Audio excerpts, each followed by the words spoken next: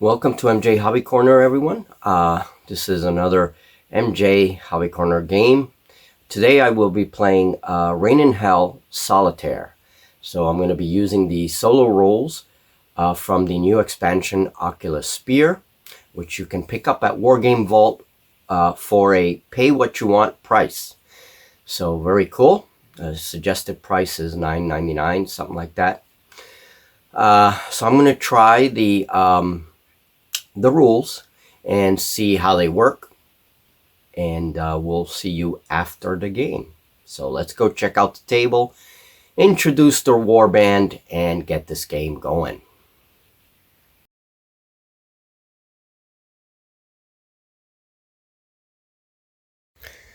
And here is the region of hell that I will be playing in. Okay, strange region as always.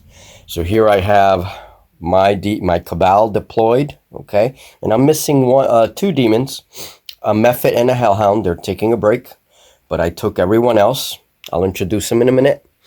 And then we have the giant bony spider hanging here, some creepy trees, some fires, and I gotta light up some of those fires. And here's one group of my enemies. They're carrion demons. This is what I'm using as carrion demons, okay? And these guys, when I kill them, they go on reserve and then they come back. So they keep recycling, they keep coming back. That's the challenge to this scenario. And we also have some humanoid shapes floating above the board. Okay, here's another one. We don't know what these humanoid shapes are. Are they souls or just faceless mannequins hanging above the board? They have absolutely no bearing on the game. They're just weird decoration.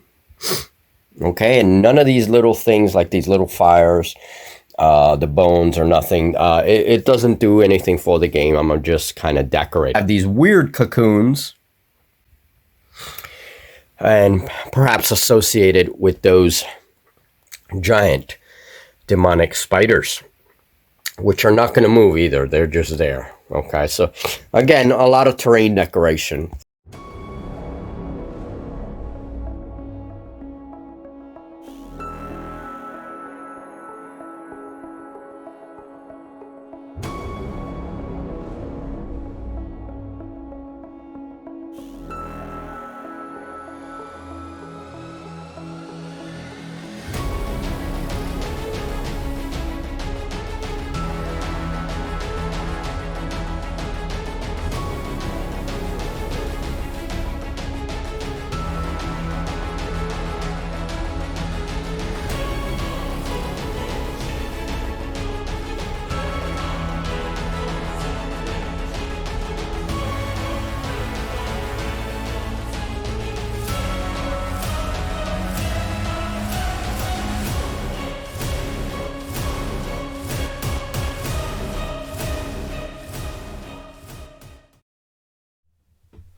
And the game begins with the activation rolls in order to set up the activation track for the round.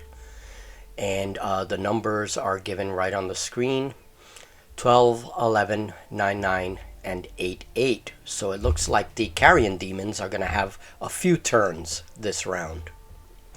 So the first number goes to one of the carrion demons.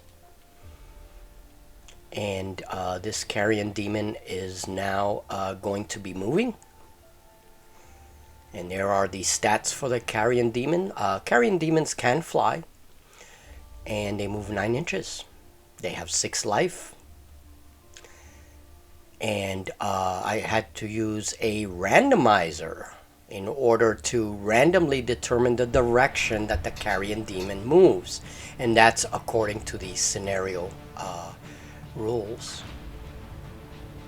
So the carrion demon picks up flight and moves. And now the cabal of the righteous get to move.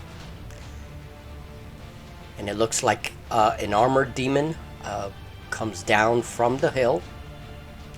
And armored demons have a move of 4 inches. So he's right at the base of the hill there. They're very slow demons, but they definitely can pack a punch. And they have steely skin, which is a great little ability to have. Really protects them. So the next number goes to a Mephit. And Mephits have a 9-inch move, and they can also fly. So he flies in the direction of the tape measure, and there he is. Finishes his movement, moving forward up the board closer to the first objective. And now it looks like the next dice also goes to the righteous. And this time the Slaughter Fiend is going to move. And so she comes down the hill. And again, Slaughter Fiends are not very fast. She moves at about 5 inches. But they do have very good ability. They can hit pretty well with that Paragon of Slaughter ability. It's really cool. With Paragon of Slaughter, this demon can actually add 2 dice to its attacks. Well, it looks like the Carrion Demons now move again. This is one of the 8s. And in this scenario, Carrion Demons, you can move 2 of them anytime one of their numbers activate. So a 4, 8, or 12 will activate 2 Carrion Demons. And there he is. He moves up the board towards one of the righteous. And it looks like he's moving towards the Mephit. Another activation dice, an 8, goes to one of the Carrion Demon groups. And now just figuring out where that Carrion Demon's going to move.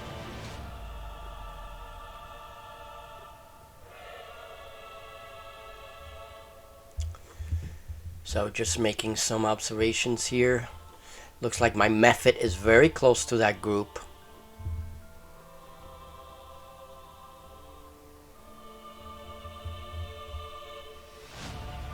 Okay, and there's the tape measure comes out. And the demons move forward. 2 demons, 2 Carrion Demons move right for the Mephit. And there's their position on the board. Getting very, very close to try and attack. So what my Mephit's going to do, we're going to have to see in the next round. So these are all the dice values associated with the different figures. As the activation track goes forward and the round advances, we are now ending round 1. That's pretty much all of the activation dice, and that's what I was showing here. Oh, we still have demons to move. So it's not the end of the round just yet. But that was the end of the round summary. All the other demons get to move at the end of round 1, and now we're beginning round 2. And this is the activation track for round 2, and that's a very interesting part of this game. So they're assembling my numbers. I already see a Carrion Demon movement there with a 4. And it looks like an 8 in the beginning. Oh, 12, 7, 4. So those Carrion Demons are going to get to move with that first 12 right there that I'm pointing to. And then it looks like we have a 4 as well, so that's going to move 2 more demons. So it looks like they'll be fairly active this round. So the Armored Demon prepares an attack. And so I'm just going over some stats. And Carrion Demons do have an ability However, that ability does not trigger in this case, because in order for the ability to trigger, there has to be 2 demons close to an enemy, and there wasn't. So my armored demon prepares the attack. And now he rolls his dice. Combat 6. 6 dice. 2, 4, 5 hits on the carrion demon.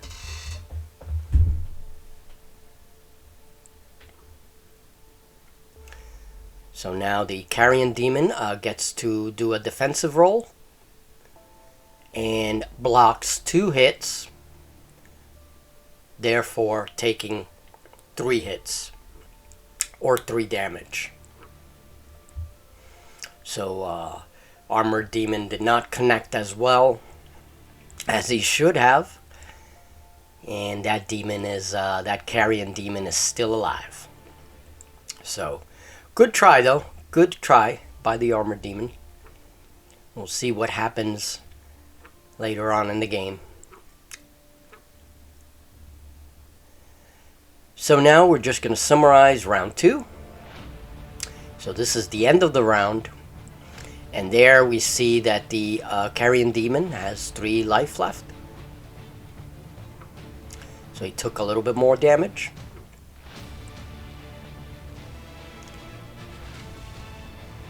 We see my leader positioned there by the boulder field. We see another armored demon at the very edge of the hill. He was not able to come down, didn't have enough move. There is my devout closing in on one of the carrion demons. And they're close, but not close enough for combat.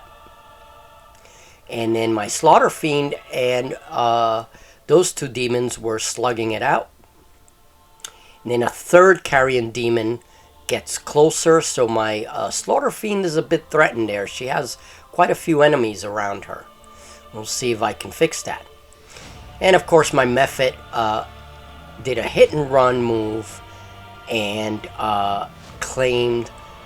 hit one of the demons, one of the carrion demons, did some damage to it, and then it ran to the other side to claim one of the objectives. So again, just showing my slaughter fiend as she fights it off with it looks like 2 demons and a 3rd, possibly a 3rd coming in. So now round 3. Alright, and as always, we began with the activation track, and this is now into the round. Some figures have already moved and done their combat rolls and everything else, so now the Slaughter Fiend activates. She uses focused combat, so she cannot move. She just goes straight into the combat, and that gives her extra dice, so that's pretty cool. And she did, looks like, a total of 3 hits. So that's enough to kill that carrion demon. And now she's going to get rewarded with some soul essence. So I get to roll a soul dice. And the soul dice result is 5, so that dice gets placed in my sheet with the face value of 5. I can use that to change any combat or defense roll. So the carrion demons now get to react, get to activate, and they both pile in. And they probably should be moved one at a time and then attacks resolved one at a time, but I did it this way. It's a newbie move. So the carrion demons position themselves, and both of them will strike at the Slaughter Fiend. And there it is. There is the plan of attack. She must now defend against 2 carrion demons. So the fight is intense. Going over some stats. The carrion demons have triggered their ability, their special ability, so they will have combat 6.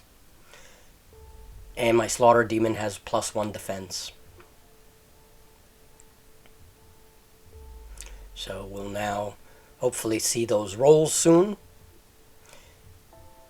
And the rolls are in the background, and they score 6 hits. She defends only 1 hit, meaning that she gets 5 damage. Not good for the Slaughter Fiend. She now has 6 life remaining. And the carrion demons continue to activate according to the dice in the activation track. The demon attacks my armored demon, but Steely Skin is triggered by the armored demon, which means that I can change any roll to a 6. Any attack roll. Change the face value to a 6, which turns it into a block. The demon hits on 3+. Both of our combat scores are equal, and it scores 3 hits on my armored demon. So Steely Skin is triggered and only 2 hits go through, so 2 damage. And I forgot to use soul dice in this case. I could have used soul dice. That kind of stuff plagues me, you know, throughout the game. So hopefully I remember. So the leader activates. My leader activates. He moves right into a position to attack the carrion demon. So the carrion demon is on the defense. He is combat 5. No special ability is triggered.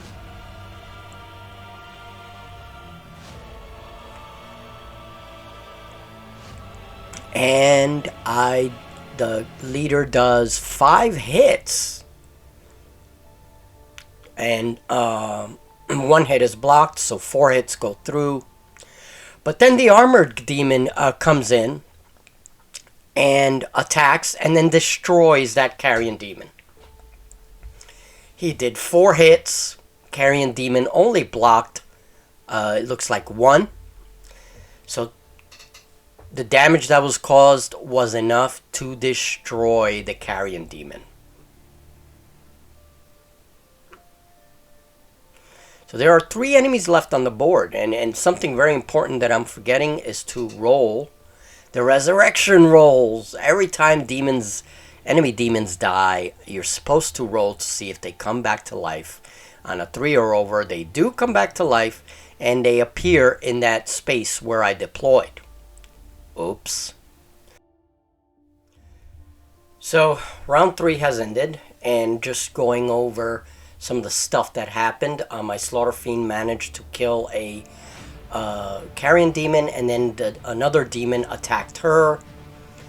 She defended. My armored demon moved, is 4 inches. My devout literally crushed a carrion demon. That carrion demon attacked him and did a little bit of damage to my devout, but then my devout came back and just absolutely crushed him. So that carrion demon is out. I did use a soul dice for that attack as well. So I remembered my soul dice. As you saw earlier, the armored demon did destroy one of the carrion demons right there in that space where you see the image of the carrion demon. He was destroyed by the armored demon, and that's just a summary clip. So all the enemies on the board have been slain except 1. So now I remembered to roll resurrection rolls. I just rolled them all at once because I forgot to do it earlier. And, well, looks like 3 of them, 4 of them. 5 of them. 5 enemies were resurrected. So, yep. So they appear right in the deployment zone. And that ends round 3 with a whole new wave of carrion demons. So round 4. and this is more of a round summary.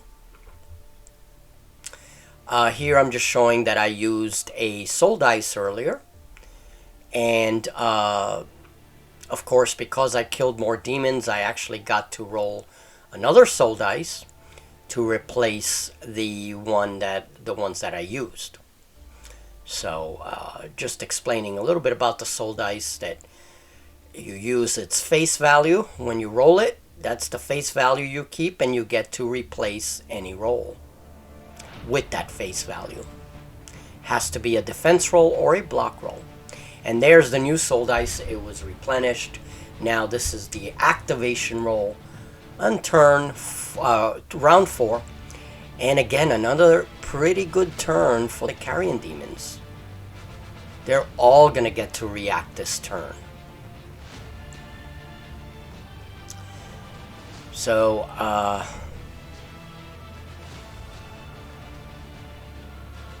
don't know what was happening there. But definitely it looks like the carrion demons are reacted.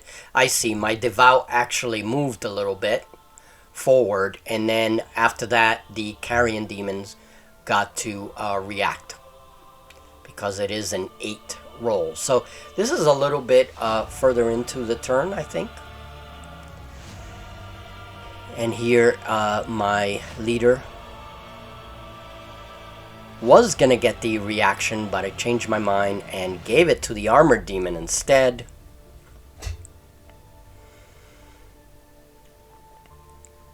And the armored demon activates and moves forward.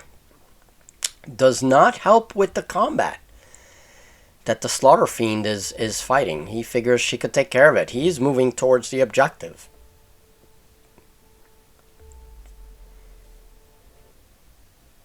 And there's another objective that's free. 2 objectives are free. 1 is being controlled by my method. So finally, the Lord Ezekiel, that's his name, he moves 7 inches forward, up the board.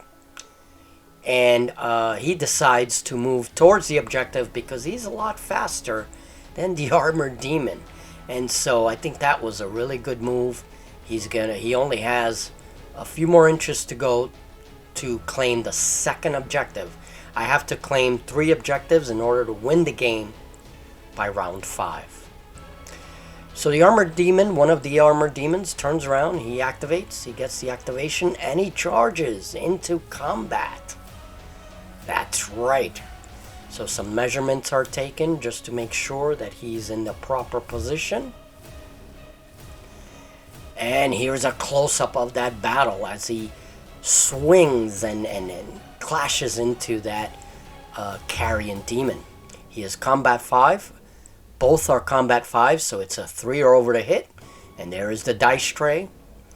Preparing and rolling the attack. Okay, looks like 3 hits. 3 successful hits by the armored demon. And the enemy blocks 1 hit. So 2 hits go through. 2 damage.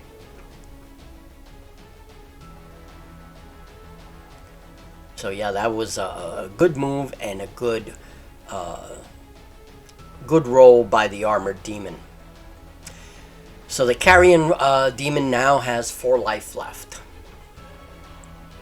And there's the just a quick glancing view of the combat as the camera changes position. Alright, so just looking around the board, looks like the Slaughter Fiend is going to get some attention here. She gets the activation. Now that's a 4, so it means that the demons activate as well, the carrion demons. Now, the Slaughter Fiend, she's been pretty useful in this game.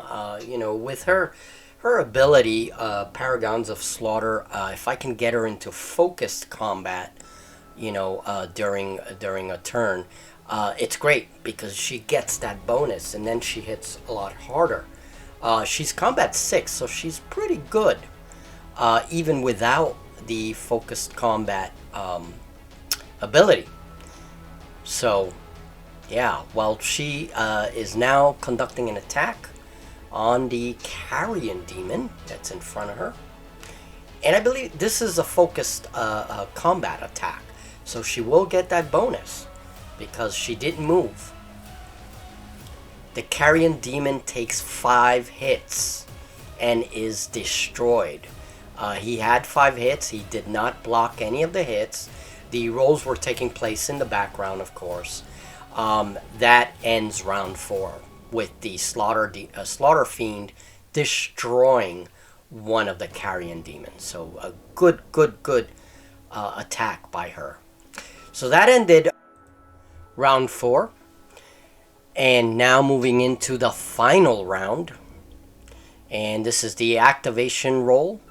So to set up the activation track, looks like a 12 is the first number.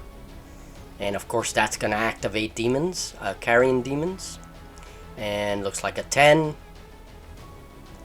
An 8, which again, you know, the rolls this game have really been helping out the carrion demons. They really got to activate quite a few times during the different rounds. And that's something very interesting about this mechanic, this system. So, Righteous vs. Carrion Demons continues as Lord Ezekiel takes control of one of the objectives. And so does my method. So, the Righteous now control 2 objectives. All we need to do is control 1. And the game is victory. So a carrion demon activates. He only has 4 life left. It looks like he's injured. And I'm just mentioning, of course, that special ability is not triggered unless those demons are close to each other and close to an enemy. So no special abilities are triggered. Combat 5 for both. And there's the demon roll. The carrion demon. And we'll see the results in a minute. Looks like 2 hits on the armored demon.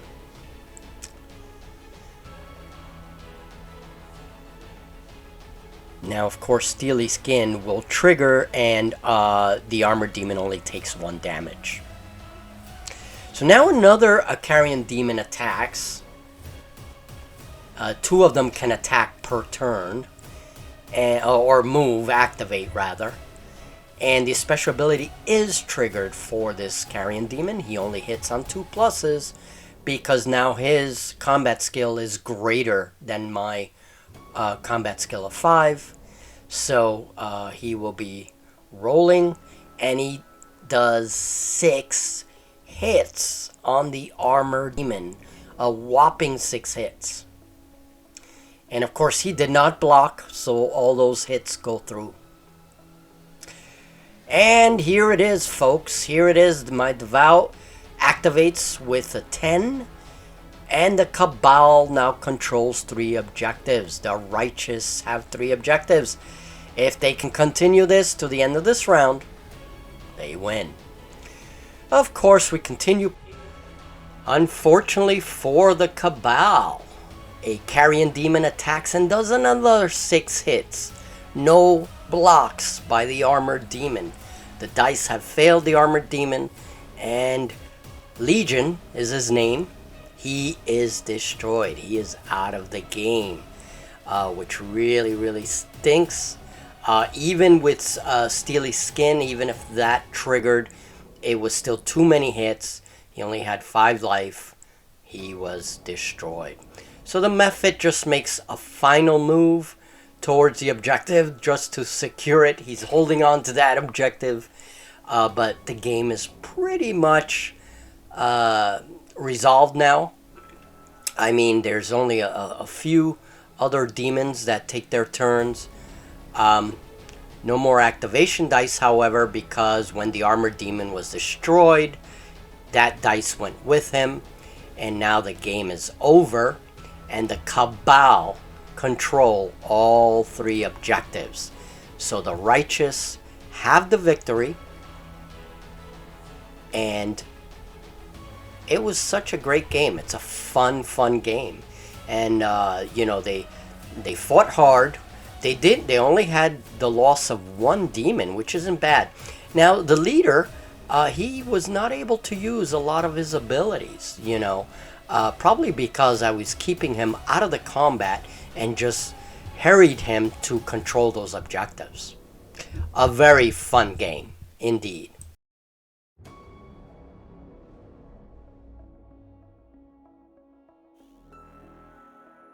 Alright, rewards. I get to roll twice on the reward table because I had a victory. So 54. I'm sorry. I'm doing it as a percentile dice. Okay, so I rolled a 9. And roll once on the essence table. So let's see what kind of essence I found. A 3 and a 4. 7. A cursed touch essence. Once per battle, the demon may choose to replace one dice from a combat attack roll made against them with a 1. Very cool. I'll have to write that down. So I get a cursed touch essence. And the next reward is a 9. So I get to roll once on the essence table again.